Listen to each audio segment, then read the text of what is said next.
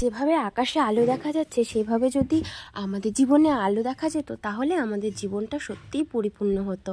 আর আমরা চাইলেই আমাদের জীবন সত্যি আলোয় আলোকিত করে তুলতে পারি, এটা আমাদের নিজেদের চেষ্টা। আর তুমি যদি তোমার চেষ্টায় খামতি রেখে দাও তাহলে তো সেটা কখনোই সম্ভব না। আর যদি ভাগ্যকে দোষারোপ করো, না ভগবানকে দোষারোপ করো, তাহলেও কিন্তু হবে না।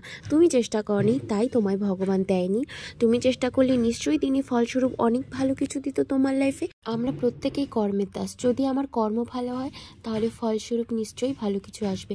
যদি আমি কর্ম না করি তাহলে তো আমি আমার ভাগ্যকে দোষারোপ করব। তাই ভাগ্যকে বসে বসে দোষারোপ না করে নিজে কর্ম করে যাও আর ফলের আশা করো না। সেটা দেওয়ার জন্য ওপরে একজন আছে। যাই হোক, অনেক জ্ঞান দিয়ে ফেলেছি, এত জ্ঞান দেওয়ার মানুষ আমি নিজেকে মনে করি না।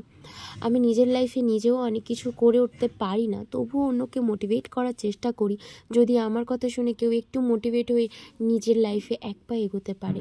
আমরা গিয়েছিলাম পুজোর মেলাতে, ব্লগটা দেবো করে দেওয়াই হচ্ছে না, আসলে অনেক কাজে ব্যস্ত ছিলাম। এই দেখো কতটা লাইন, আর ওই যে একটু আগে দেখলে একজন মা কালী সেজে দাঁড়িয়ে আছে, ভাবো তো তার কতটা কষ্ট হচ্ছে, একভাবে দাঁড়িয়ে আছে। হ্যাঁ, আমাদের ছিল ভাইফোঁটার দিনই আমরা ঘুরতে গিয়েছিলাম। তো যেটা বলছিলাম, সে যে মা কালী সেজে দাঁড়িয়ে আছে, কতটা কষ্ট হচ্ছে তার, একটু রোজগারের জন্যই তো। সে কিন্তু কর্ম করছে জন্যই তার হাতে ফলস্বরূপ চলে যাচ্ছে কিছু টাকা। এই হলো কর্মের ফল। প্রত্যেকটা মূর্তি এখানে অসাধারণ হয়েছিল। জয় মা কালী। আর তোমরা কে কে নাগরদোলায় চড়তে ভয় পাও না? আমি কিন্তু প্রচুর ভয় পাই, কমেন্টে বলে যেও।